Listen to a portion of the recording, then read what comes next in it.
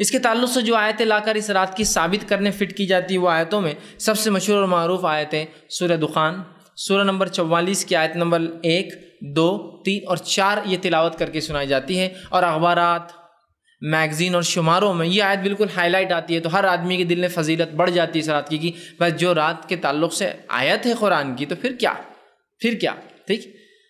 تو یہ آیت پیش کی جاتی ہے حامیم، ٹھیک ہے، حامیم، بہرحال یہ حامیم حروف مقطعات حامیم، والکتاب المبین، اور قسم ہے اس کھلی ہوئی کتاب کی، قسم ہے اس واضح کتاب کی، ایسی کتاب کی جس کی ہر چیز کلیئر ہو، ایسی کتاب جس کا ٹیکسٹ کلیئر ہو، جس کو ہم سمجھ سکتے ہوں۔ آگے فرما انا انزلناہ فی لیلۃ مبارکۃ انا کنا منذرین، اور ہم نے اس قرآن کو ایک مبارک رات میں نازل کیا اور ہم ہی تمہیں جو ہے ڈرانے والے ہیں، ٹھیک ہے، اس قرآن کو مبارک رات میں نازل کیا، ہم ہی تمہیں ڈرانے والے، فیہا یفرق کل امر حکیم، اور اس رات ہم جو ہے سارے مضبوط فیصلے، حکمت والے مضبوط فیصلے اس رات ہم کرتے ہیں، امر من عندنا، اور یہ تمام حکم ہمارے طرف سے ہوتا ہے، یہ احکامات ہمارے طرف سے ہوتے ہیں، انا کنا مرسلین، اور اے نبی ہم نے آپ کو رسول بنا کر بھیجا، ہم ہی نے آپ کو اپوائنٹ کیا رسول بنا، اس لیے کہ کوئی آدمی خود اپنے آپ کو رسول نہیں بنا سکتا، ہم نے آپ کو رسول بنا کر بھیجا ہے۔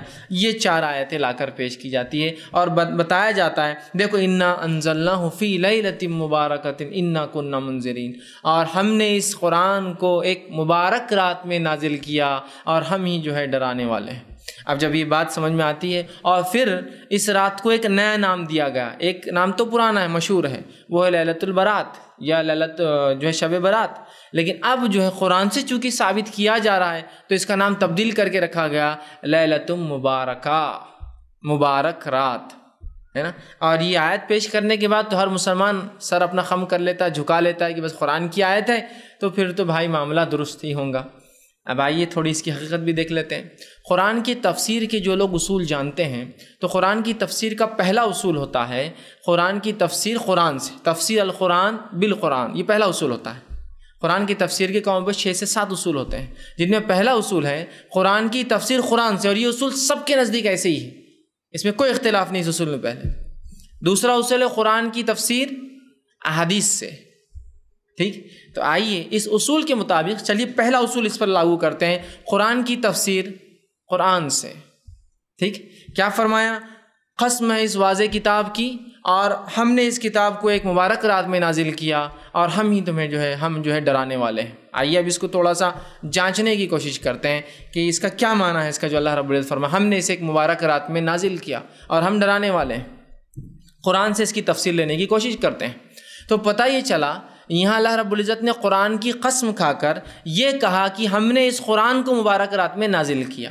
اب اگر میں ایک ادنا طالب علم، اسٹوڈنٹ آف اسلامک اسٹڈی جس کو بولیں گے، ادنا طالب علم جس کو قرآن کا کچھ بھی تھوڑا بہت بھی مطالعہ ہے، اس کو معلومات ہے، نالج ہے، اس سے سوال کروں قرآن کب نازل ہوا، تو میں سمجھتا ہوں اگر 1000 کا مجمع ہے، لاکھ کا مجمع ہے، تو 1% لوگ بھی نہیں بولیں گے 15 شعبان 15 شعبان 15 شعبان، کیا بولیں گے آپ؟ کون سا مہینہ؟ رمضان۔ ایک ادنا طالب علم میں کہہ رہا ہوں، لاکھوں کے مجمع میں بھی کوئی یہ نہیں بولیں گا کہ یہ قرآن جو ہے شعبان میں اترا ہے نا؟ کب اترا ہے؟ رمضان۔ اس کی گواہی کہ تو اللہ کی کتاب نے دی، خود اللہ رب العزت فرماتا ہے سورہ بقرہ سورہ نمبر 2 آیت نمبر 185، شہر رمضان الذی انزل فیہ القرآن ھدی للناس بینات من الھدی والفرقان، رمضان وہ مہینہ تھا جس میں قرآن کا نزول ہوا انسانیت کی ہدایت کے لیے، اور ایک فرقان بنا کر، فرق کرنے والی کتاب بنا کر ہم نے بھیجا ہے، کرائٹیریا بنا کر، ایک اصول، ایک کسوٹی بنا کر اس کتاب کو بھیجا ہے، فرقان۔ سمجھ رہے ہیں بات کو؟ تو یہاں اللہ نے فرما دیا کہ رمضان وہ مہینہ تھا جس میں قرآن کا نزول ہوا، تو قرآن کب نازل ہوا؟ رمضان میں۔ آئیے اب رمضان میں وہ کون سی رات تھی جب اترا؟ قرآن سے ہی جواب طلب کرتے، چونکہ پہلا اصول تفسیر کا قرآن سے ہے، قرآن کی تفسیر قرآن سے جواب طلب کرتے ہیں کہ بھائی کب اترے آپ سب سے پہلے، تو قرآن میں خود اس کا رب اتارنے والا قرآن کا وہ جواب دیتا ہے، سورہ نمبر 97 سورۃ القدر، انا انزلناہ فی لیلۃ القدر، اور ہم نے اتارا اس قرآن کو لیلۃ القدر میں، وما ادراک ما لیلۃ القدر، اور اے مسلمانوں کیا چیز ہے جو تمہیں سمجھائیں گی لیلۃ القدر کیا ہے؟ لیلۃ القدر خیر من الف شہر، بس اتنا سمجھ لو تمہاری موٹی عقل کے اعتبار سے کہ یہ 1000 مہینوں سے افضل ہے، کتنا افضل وہ اللہ ہی جانتا ہے تمہارا، ربی جانتا ہے، لیکن اتنا تمہیں سمجھ میں آتا ہے 1000 مہینے سے افضل ہے کون سی رات؟ لیلۃ القدر، ہے نا؟ تو یہاں کہا شہر رمضان الذی انزل فیہ القرآن، قرآن کب اترا؟ رمضان کے مہینے میں۔ وہ رات، جس رات اترا وہ رات کیسی تھی؟ بڑی قدر اور منزلت والی رات تھی۔ تو کہا انا انزلناہ فی لیلۃ القدر، ہم نے اسے ایک بہت ہی قدر اور منزلت والی رات میں نازل کیا۔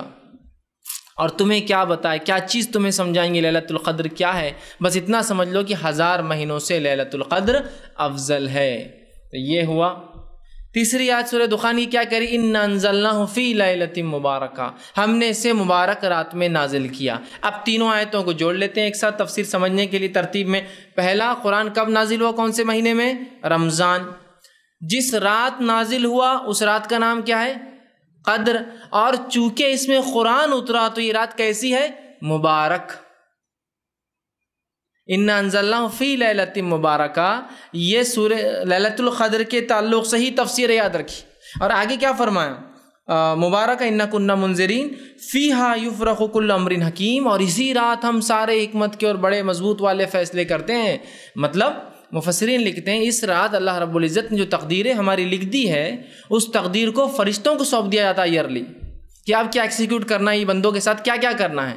تو یہ سالانہ سمجھو ان کا جو ہے ورک ہے کہ یہ سال کتنے لوگ جئیں گے، کتنا کھاؤں گا، کیا کروں گا، اولادیں پیدا ہوں گی نہیں ہوں گی، کیا تکلیفیں، کیا، یہ تمام کام فرشتوں کو جو تقدیر میں لکھے وہ سونپ دیے جاتے ہیں کہ ایکسیکیوٹ کرنا ہے پورے سال تم کو، اگلے سال تک کے لیے۔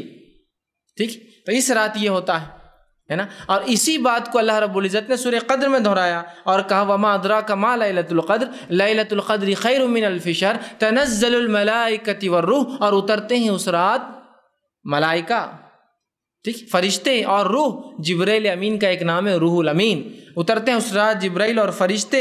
اور آگے فرما فیہا باذن ربہم من کل امر، اور اللہ کے حکم سے اترتے ہیں، اور تمام احکامات جو مضبوط احکامات ہیں جو اس سے پہلے سورہ دخان میں آ چکے ہیں کہ اس رات ہم اپنے احکامات کو وہ کرتے ہیں، تو کہا من کل امر، اور اس رات ہم اپنے احکامات کو نازل کرتے ہیں۔ ٹھیک ہے، سلام ہی حتی مطلع الفجر، اور سلامتی والی ہے رات فجر کے طلوع ہونے تک۔